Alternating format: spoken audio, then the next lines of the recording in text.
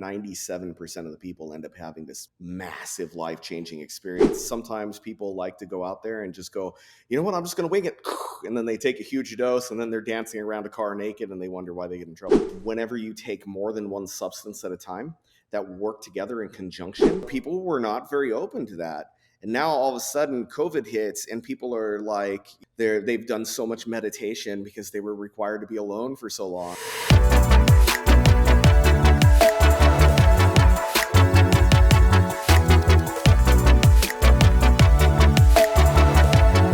Welcome to episode 51 of Super States, Practices of Transformation, with me, your host, Joshua Peters. Super States explores the overlap of using trance states along with personal or professional growth. And in every episode, we talk to world-class experts, industry leaders, revolutionary thinkers, people who are sharing with us the latest tools, different bits of information, along with their own personal stories to inspire you on your journey. Make sure to subscribe to the podcast through your favorite podcast host or on YouTube so you can stay up to date with Super States. And if you enjoy this show, share these episodes with someone that you think might be a good fit and give me a 5-star review. That's how we can really grow this community. Today, I'm thrilled to welcome Casey Peak to the show.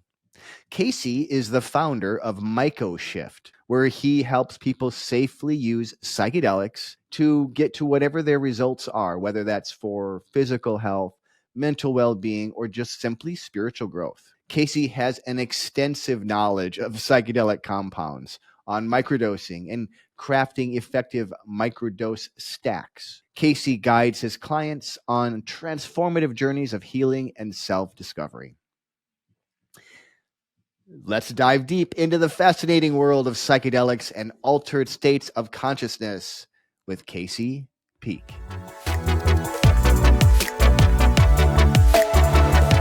Welcome to Super States. I am here today with Casey Peak. Casey, welcome to the show. Hey, great to be here. Casey, I'd like to start out each episode just getting a sense for what people do. So describe what it is that you do and how that can transform lives. Sure. Yeah. So I created MicroShift. I've been doing things with psychedelics and research in psychedelics for many, many years. And I created MicroShift to help people use psychedelics safely. So I help them be able to use it to be able to achieve whatever the result is that they want, and to do it in the safest possible manner. Because sometimes people like to go out there and just go, you know what, I'm just going to wing it. And then they take a huge dose and then they're dancing around a car naked and they wonder why they get in trouble.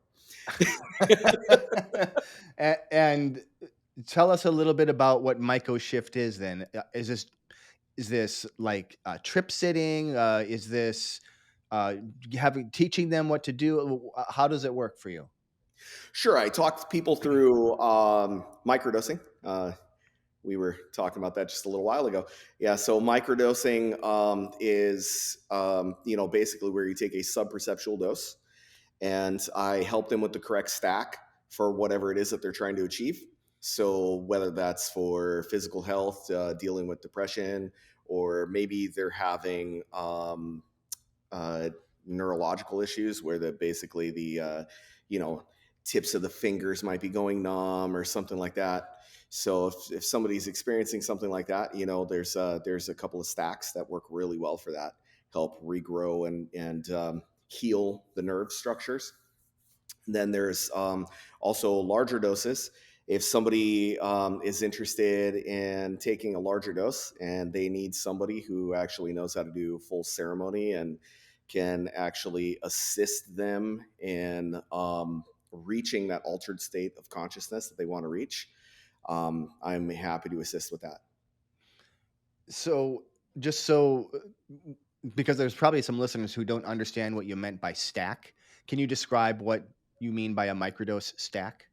Yeah, absolutely. It's a good question. So essentially, it has to do with the entourage effect, and I'll explain. So the entourage effect is whenever you take more than one substance at a time that work together in conjunction in order to for each thing in smaller doses to be able to achieve what a larger dose could or could not do. It might even go beyond what a larger dose could do, just depending on what the entourage that you're looking for. So in the case of what I was talking about, it's called a Stammet stack. You know, the one that it can heal your nerve regrowth. Mm-hmm. And usually, what you do is you take niacin with it, and you take lion's mane as well as like a P. cubensis. Um, you know, something like a golden teacher works really well for that. So what you would do is you would take a really small dose of that, and then you would take a little bit of a dose of a lion's mane, and then you would take that niacin with it. So the vasoconstrictor being the psilocybin based medicine, and then you have your vasodilator, which is going to be the niacin. And then on top of that, the lion's mane helps repair the myelin sheathing around Mm. nerve structures. And that's why it helps people who have neuropathy. Got it. Great. Okay. Thanks for explaining that. And I imagine there are stacks for all different types of purposes. There is. And a lot of times, you're creating it yourself. So it's just a matter of knowing what all of the different compounds do. And it's not just mushrooms, it's other different types of herbs and stuff like that as well. Hmm. I mean, as you very well would know yourself, but maybe our listeners don't know, microdosing extends from that. I mean, people do microdosing of the cappy vine. So that's a lot of people call it an ayahuasca microdose. It's not really ayahuasca, since ayahuasca is really a mix. They don't Sure. actually put the DMT portion into it. Um, that one can work pretty well in some circumstances. I'm a little more careful with that one because it is an MAOI. So MAOIs, a monoamase oxidase inhibitor, I believe is what the long Okay. term is. But basically, an MAOI prevents your body from being able to filter out certain things and break down certain things. So it can be a little bit dangerous. You have to be really careful with your diet and things like that if you're doing something like a microdose of a cappy vine. Hmm. It's like St. John's wort is similar. If you're taking St. John's wort, you should be really careful with what you're Okay. eating. Yeah. So it sounds like there's a lot to learn around kind of creating these stacks. Oh, absolutely. Yeah. Yeah. A lot of compounds. I was going to introduce you to this book here. I don't know if you've ever read this before. Okay. No, I haven't. So I think it shows up probably backwards for you, but it's the No. Encyclopedia of Psychedelic or Psychoactive Plants, Ethnopharmacology and Its Applications by Christian, I can't pronounce the name, Rasch. Okay. But here's what's amazing about it. It's got everything in there, including cacao, as you can Okay. see. Yep. And it actually has full pictures on everything that's in here. It explains the traditional uses of it. Yeah, that's kind of like my go-to Bible for psychedelics, and Love it. teaches you quite a lot about it. And there's a lot of other good books out there, but that one is a great desk reference for anybody who's kind of a little bit of a nerd. Yeah, I'll make sure to put a link to that book in the notes because that's a great resource for probably for a lot of people. Yeah, absolutely. Casey, tell us, share us with us your journey. Like, how did you get to this point? How did you become a micro or a psychedelic advisor? However, you would like to think about that.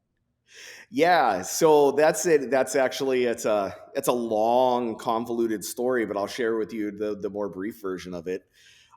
Essentially, whenever I was a kid, I was always the kind of person who would pick up any book and start reading it, and my intuition never steered me wrong. I picked up all kinds of very interesting, very sciencey books from a young age.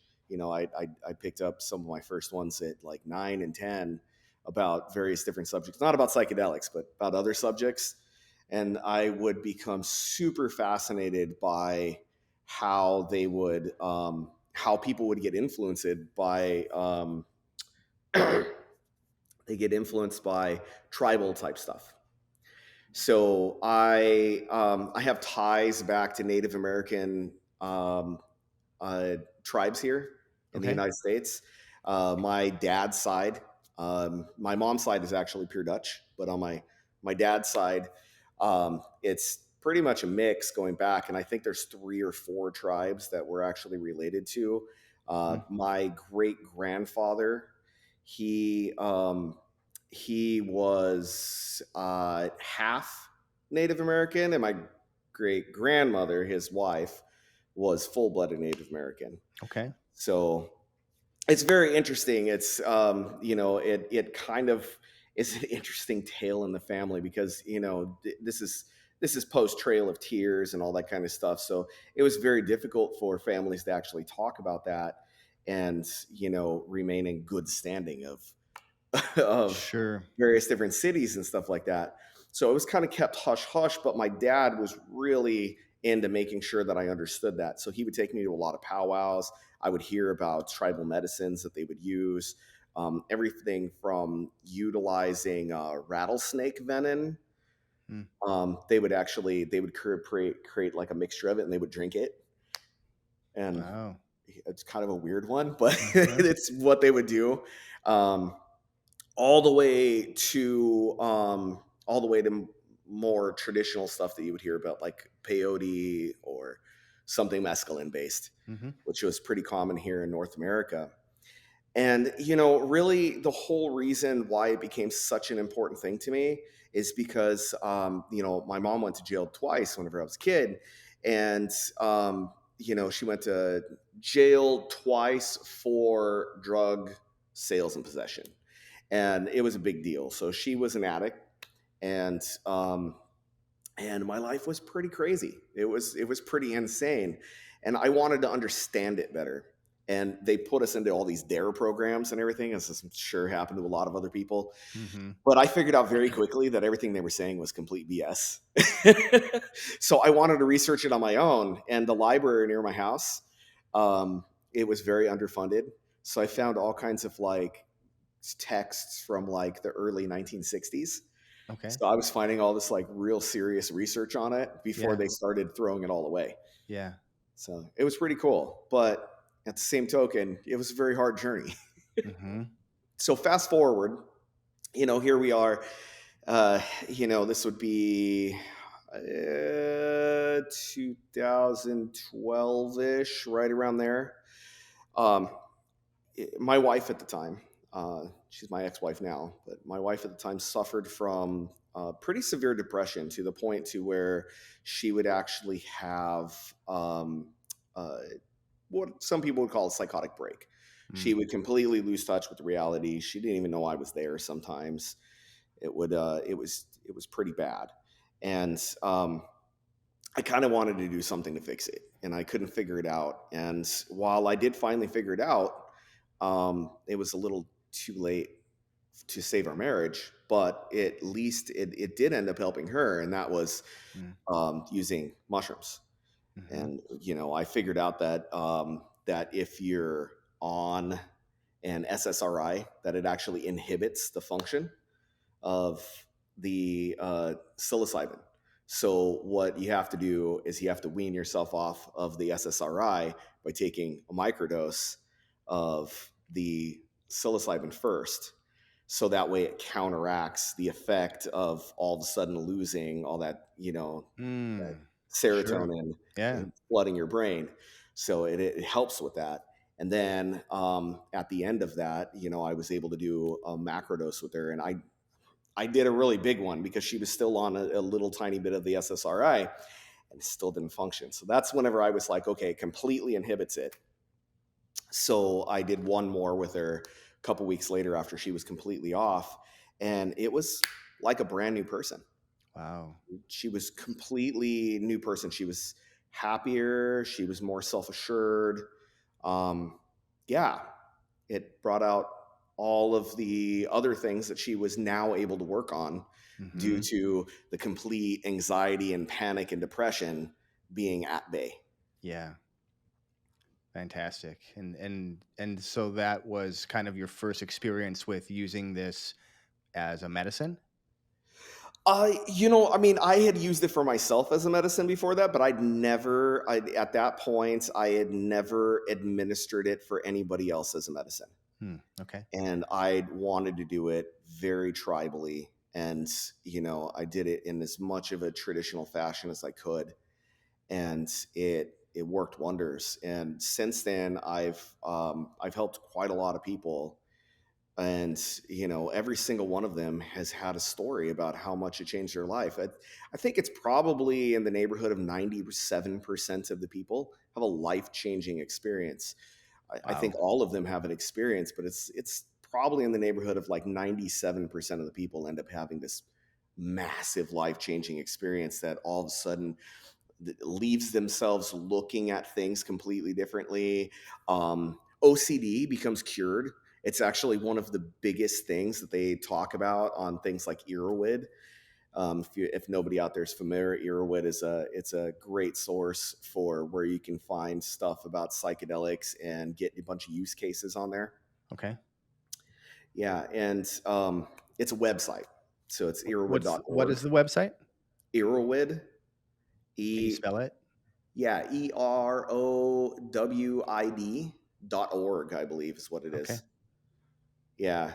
But Erowid is it's an amazing website. They have thousands and thousands and thousands of trip reports. They've been keeping them since I think it was like 96, back in, whenever things were mostly BBSs still.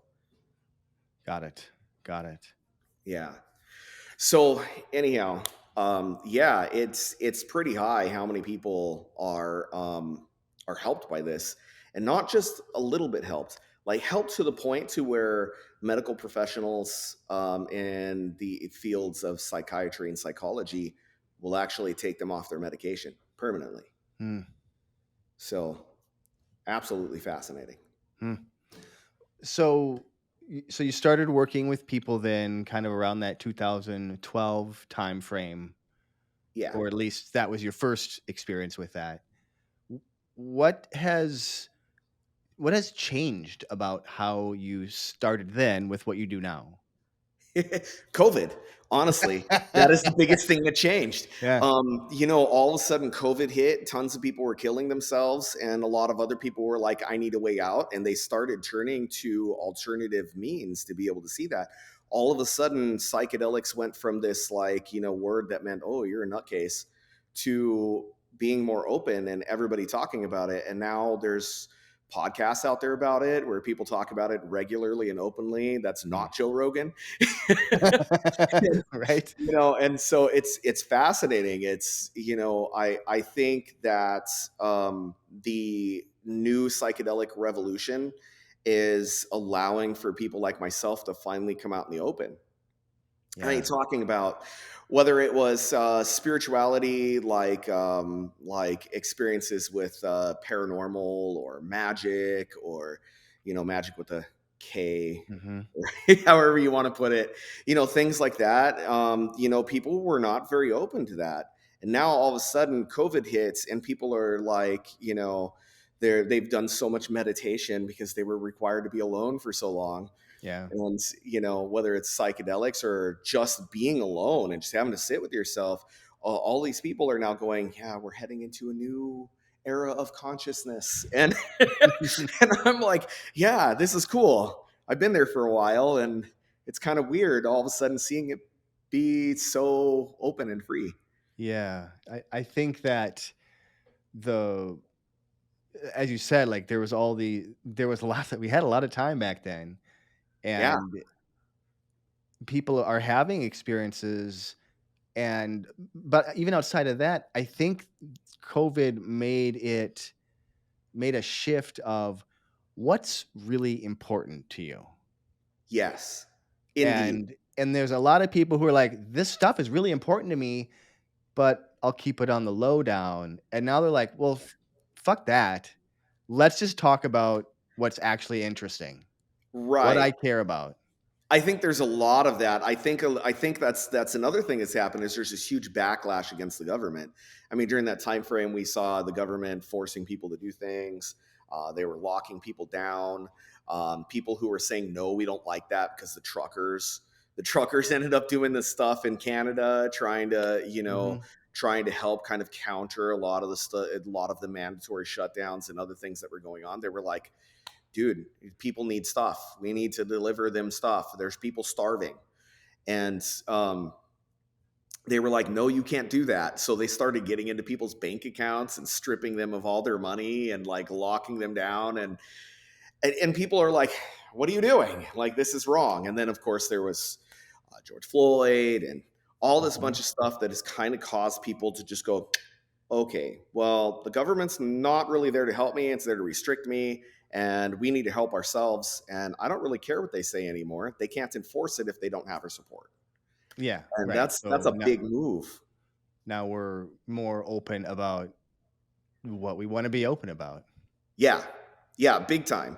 The cool thing about it is MAPS has been working. That's a multidisciplinary association of psychedelic studies. Yeah. They've been working since the 1970s. I think it was 1977 its inception. Okay. And they've been working this entire time to try to make everything legalized. And right before COVID, they started getting some serious traction. It was about 5 years before COVID. They were Hmm. getting some real serious traction. And then COVID hits, and now there's several states that are like, yeah, we're just not going to criminalize this anymore. Minnesota is one of them, but we didn't legally do it. What they did is they just stripped the funding from the police. Mm. So they basically said, yeah, we're going to defund the police from being able to go and making drug crimes a big deal. So, I mean, if there's other crime involved, they'll go after them. If there's like, if it's something like organized crime or something where they're like manufacturing heroin, Hmm. they're like, yeah, we're not making that big deal. Fentanyl is the only one they're making a big deal right now. Yeah. Well, that's the one that's killing people. Exactly. And they're finding it in everything too. There's actually a story I know about a lady who went to a trade show. She's actually a mutual acquaintance of ours. And she went to a trade show, and it was supposed to be just the CBD gummy. It wasn't even supposed to have any THC or anything in it. And she takes it, and it ended up having both THC and fentanyl in it. Holy cow. And Wow. it sent her into an OD, and she ended up having to be rushed to the emergency room. She ended up having long term effects from it. Yeah, it was a big deal. Wow. Yeah, It's important to know where your source is coming from, sounds like. absolutely. That's one of the things I'm very careful about. I make sure that everything I get, I know very much how they do everything. So Hmm. it's really important to me. There's a lot of times, where, resources come across where I can get things off the dark web, or maybe I'd be able to get something from somebody who I don't know that is more through a, kind of a criminal channel. Hmm. And I don't even toy with it. Hmm. It doesn't make any sense. Yeah. What would you say is most misunderstood about, I guess, what you do? You do both micro and macro dosing. So, what's most misunderstood about, I don't know, just psychedelics in general? Sure. Well, there's a few things. I would say the biggest one is undoing the many years of propaganda against psychedelics. A lot of people think that, oh, I'm going to do psychedelics and I'm going to go crazy, or I'm going to be so out of my gourd, I'm not going to know anything that's happening. That can happen, especially if you're taking a heroic dose. It can happen, but there's breathing techniques, there's trance drumming, there's having a sitter who actually really knows what they're doing. That really helps. There's a lot of people are trying to say like a sitter is not the same thing as having somebody who is actually like trained in it. So, because they're starting to push certifications and stuff, which right now it's basically just if you have a psychology degree, you can get certified in it, Sure. or neurologists, I think, can as well. But it's pretty limited. There's really not a difference if the person's been doing it for a long time. If they've only been doing it for a year, be a little wary. But I mean, Hmm. if they've had over 300 trips themselves, and they've been able to sit with people for for years and years on end, and they do things in more of a kind of, I don't want to say tribalistic way, but kind of like the hippies did, where they sit around with drums and they're going to help get you into that trance state. Mm-hmm. Then you're going to be safe. You're going to be in good hands because they're going to know how to talk you down. Yeah. Having a rando sit there, that's not going to help you. Okay. So What are some of the biggest influences on you, whether it's people or experiences? yeah, so obviously my mom telling that story, Mm-hmm. and my dad from Yeah. taking me to a lot of powwows and all that kind of stuff.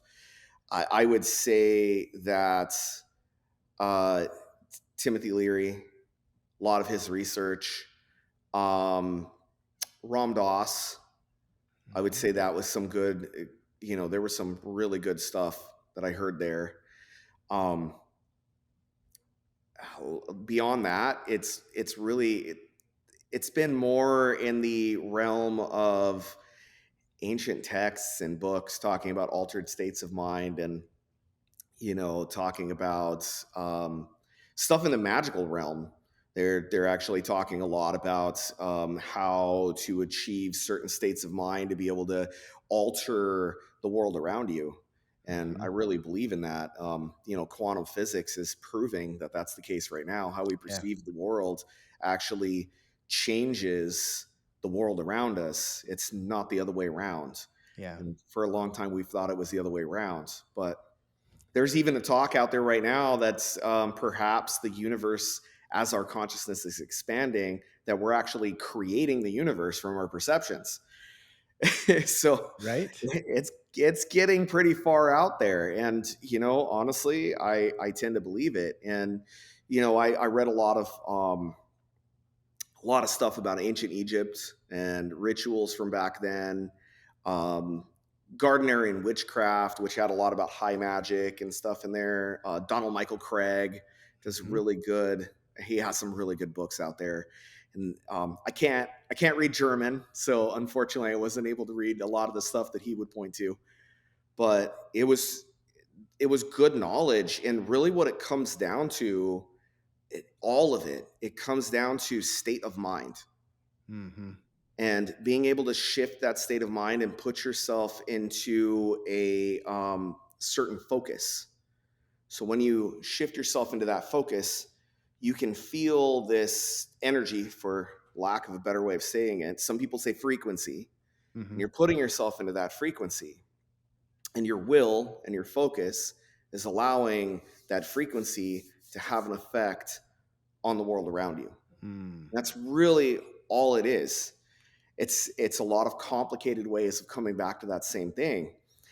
And it reminds me of Terence McKenna and the stoned ape theory, Mm-hmm. and how we didn't even have true consciousness until we used psychedelics for the first time, eating a mushroom that was just growing out there. We're like, oh, that's food. We eat it, and then all of a sudden, whoo, and we have a trip, and then suddenly we're aware of the self. Yeah. There's some people who have said that could be the apple in the Garden of Eden. Sure. In fact, The fruit there's a of the whole thing out. tree. What? The fruit of the tree. The fruit of the tree, yeah. And it's super fascinating, because one of the things that I read out there that's pretty fascinating is this it's this story about a monk that went out and found the Dead Sea Scrolls, and he was allowed to translate the Dead Sea Scrolls. And Mm. after he translated the Dead Sea Scrolls, he left the priesthood. He couldn't be in the priesthood anymore, because what he discovered flew in the face of a lot of what they were trying to teach. Mm. And so then he went and he made a book, and I think it's called Mushrooms and the Church, or The Church and Mushrooms. Okay. And it's all about how the church is a giant mushroom cult. And I've in I've fact, seen there's that before. Yeah, Yeah. and there's a man I grew up with. He's actually I should have listed him. He's actually probably one of the bigger influences in my life, but not an influence in this area of my life. Okay. But his name was Bob Woods. He passed away not too long ago, and he was a big mentor of mine. He was an ordained priest in the Catholic Church, Mm-hmm. and he ended up leaving the church because he was homosexual. And he was like, well, I can't reconcile this, and I don't agree with the church on this aspect of it. I'm this way for a reason. I've kind of he's like, I've always been this way. I've never even been attracted to a woman. I don't even understand how this works. So he had to leave the church. Mm-hmm. He was telling me about how among the various different orders and the different monks that are out there, all these stories about how they have the Gray Order, and then they have the official church cursor, and they have all these bunch of different things that are out there that really lend themselves to really old world thinking, going back to the magical type stuff. Yeah. And when he was talking about it, he talked about how Revelations was written. Have you ever heard the story about that? No. So Enlighten me. basically, yeah. So basically, um, you know, uh, Saint Peter, the Rock, right? He goes out. He gets banished at one point from the church, and he has to go live on this island. And they send him on the island. I might have used the wrong name here, but I'm going to go on with the story because the story is correct, even if I got the name wrong. But Okay. Okay. anyhow, so they send him out there, and they send him onto this island, and they've done a lot of research on that island since then. Literally the only food that grows on there is psychedelic mushrooms. It's the only edible thing that grows there. They banished him there, and he was there for years. And all he could eat is fish and mushrooms and moss. And it's the only three things that he can eat on this island. So you know he was eating the mushrooms. And then all of a sudden he comes off, and everybody's like, whoa, he looks so weird. And he's like, I have seen the light. I have seen God. And God has told me that the end times are coming. And then he wrote Revelations, Uh-huh. and it was fire and brimstone. And if you read it, and if you read it like a psychedelic trip, all of a sudden it's like, whoa, that makes sense. Different In fact, some of us have perspectives. experienced some of those things. Yeah, right. Huh. So when you're working with somebody now, what are some of the things that you help people with? What are the main things? Depression's a big one. Depression and anxiety, OCD, that's a big one. Creativity is another thing. I've helped people with creative blocks where they're just like kind of going around and around in their head, and they really want to separate that. Mm-hmm. Um, my drive is spirituality. So while I'm happy to help people with all these other things, I think that we all can witness the face of God in a lot of this. And one of the reasons why is because this living plant, this living, well, fungi, Mm-hmm. it's been living under the earth and out and among us for thousands and thousands of years. And we've danced on it, and we've drummed on it, and it may have even given us our intelligence. But all life started with fungi. Fungi is a part of all of us. And if you start researching stuff about fungi, and you start looking at, under a microscope at microhyzae, and you start looking at the way it's growing, and you get pictures of that, you can see that it looks eerily like neurons in a brain. Yeah. It looks so much like it. It's alive. It's a spirit. And that's the same thing with ayahuasca. People say it's a spirit. Ayahuasca is said to come from elsewhere, whereas the fungi, everything comes from fungi. It was literally the very first thing on this planet. And if evolution is even a modicum of that is correct, everything else came from fungi. Mm. And fungi, it's interesting. Spores are the only thing that can survive the dead of space easily. They Mm. don't get destroyed. They can survive cosmic radiation, and they've already proven that in large meteors, such as the one that's supposedly killed all the dinosaurs, right? So something like that, the plume would have been so large, it would have kicked dust into space. So any near missing comet from then on could have picked up spores, and in fact, probably did. And if you go and you look at the fauna that's around where that strike was, that asteroid strike, they go and they look at the various different things around there, and you find that there's unique things there that aren't found anywhere else, and some of them are fungi. And Hmm. so I truly believe that the whole universe is interconnected, and that fungi, it really, a lot of it goes back to fungi. So it's like we're eating a piece of our history, and then the fungi talks to us and it shares with us our origin, our future, our self, the spirit, Hmm. everything. And, I truly believe that none of us really die. We're just energy transferring to another form. So whenever I help people inside a trip dealing with their depression and everything else, and they come out of it, one of the biggest realizations that people get, and it's almost universal, is a lack of fear of death Hmm. instantaneously. They Hmm. come out of it and they're like, I experienced my death. It was beautiful. I sunk into the ground. I decayed. I became I became mushrooms. And then something else ate parts of me, and it traveled on, and then I was reborn again.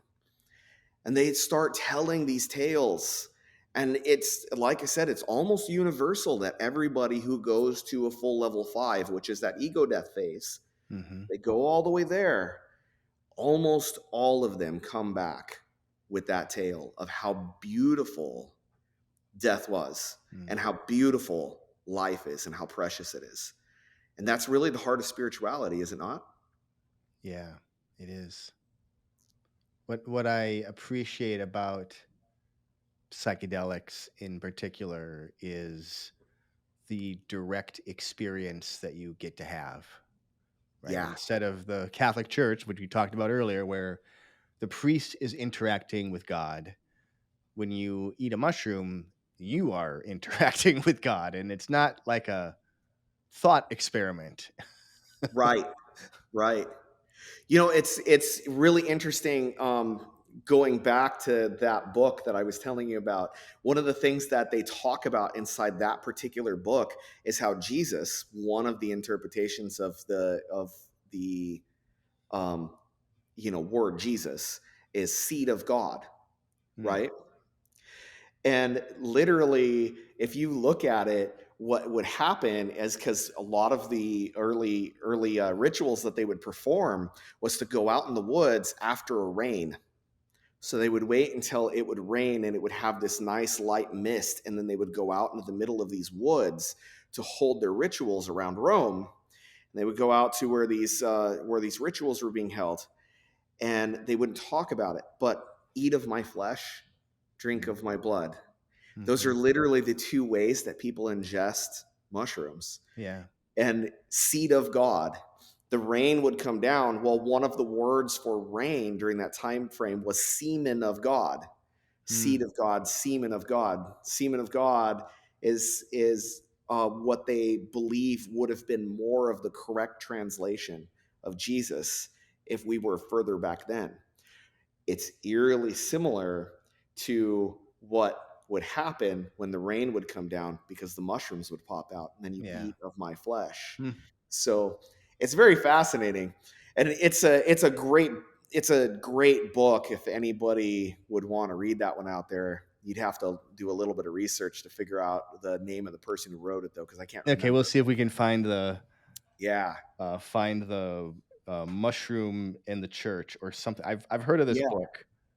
And after this too, one of the things you might want to do, look up pictures of cathedrals. That I Notice, have seen. Yeah. yeah, the doorways all look like penises, which of course is mushrooms. Yeah.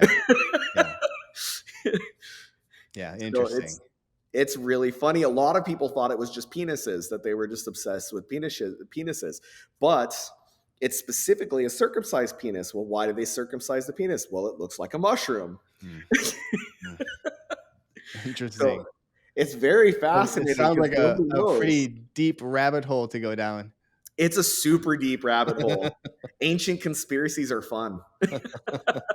So if somebody is interested um, exploring psychedelics, what do they need to know before they jump in? They're safe. However, if you have somebody in your family that is schizoaffective, and you think, like, if it's a direct parentage specifically, like distant relative is a little bit different, but if you have a direct parentage where there's something like that, you'll probably want to consult a psychiatrist or a psychologist before you do anything like that, and Hmm. one that is probably MAP certified. um, while it is extremely safe if you're prodromal, so that's the technical term for somebody who is high risk of having a psychotic break at some point. Okay. Um, if you're prodromal, the stress or the temporary, for lack of a better term of putting it, psychosis that you go through during that process can produce a psychotic break. Not that it will, but with that same thing, you have just as high of percentage as having a psychotic break from a car accident or your mother dying or Okay. any stressor. It's a stressor that causes a psychotic break. So I mention that because that is one of the biggest propaganda pieces that were put out there. You do this one time and you never come back, and then you're just crazy forever. Right. It's not true. It's absolutely not true. 99% of the time, people are safe. Just there is that small percentage of people that really should think twice before they do it. Mm. The other thing is, if you're worried because you previously had an addiction problem, that's another thing that you should be aware of. Watch the series How to Change Your Mind, or read the book How to Mm. Change Your Mind, Yeah. and you'll see very quickly that it actually helps with addiction. Addiction actually holds no sway over you in this particular department.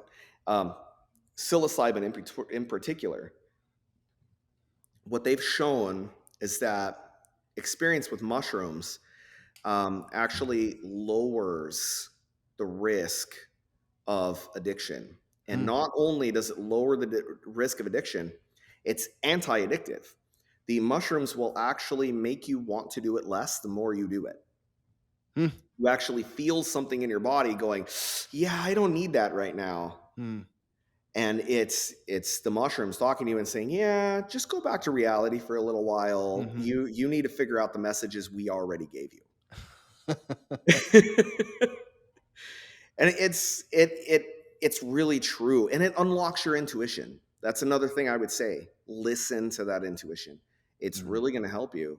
And if you're able to sit in it, just do a little bit of deep breathing, focus on your breath, you're going to be fine. But Yep. always have a sitter. Always Yep. have a sitter, and always make sure it's somebody who actually knows what they're doing, not just some random person who likes to do drugs. Excellent advice right there. Casey, what's making you excited about the future of altered states? um the use of it for medication. I'm finding that it's just absolutely fascinating. We're finding that altered states of consciousness can actually affect our physical form. So Mm. people who go into altered states who have brain damage come out of it, and their brain damage is healed. Mm. So there's been a lot of I wouldn't say scientific evidence, and the reason why I wouldn't say that is because the only scientific evidence that is accepted is whenever it's done through clinical trials. Hmm. Um, the examples that I know of, there's a lot of them out there, are not clinical trials. It's people who have been damaged due to war or something else with concussion, and Hmm. then they would decide to go do this, and then they would have a test again afterwards, but it wasn't approved for them to go do this. Hmm. But they would try it. They would have a test again afterwards, and they'd be like, "What happened? The brain damage is gone. We don't Yeah. understand. We can't explain this." Okay. That's happened for several people. There's actually one person I'm indirectly connected to who had 5 different areas of the brain he had damage in Wow. from getting hit. His convoy got hit by an RPG while he Wow. was out there. 5 different areas of damage. And after he did the psychedelics, it was like two, but really the third one was still there, but it was very minor. So Hmm. that means 2 areas were completely healed after one Hmm. week of going on psychedelic journey. So he went. They did it. They did it 2 times throughout the week. They went to the full level 5, which is level 5. Again, is rated by ego deaths. So if you experience the extreme ego split, where you're split and you're fractured so much that you really having identity of self is actually a little bit more difficult. Hmm. That's one of the qualifications for it. What are the other five levels? Yeah, so there's level 1, which is you experience your body like a body stone. Okay. Level 2, which is closed eye visuals. Level 3, which is open eye visuals. Level 4 is the ego split. Level 5, they say, is ego death. However, not everybody always experiences ego death, even if you take a extreme massive dose, which I have done, and I don't experience ego death. Hmm. Um, So to just rate it by ego death is a little bit more complicated. You will definitely have the ego split. Ego split is conflicting desires. That's one of the markers of ego split, Okay. such as I'm really cold right now as you're taking off all your clothes, right? That's definitely conflicting desires. Uh-huh.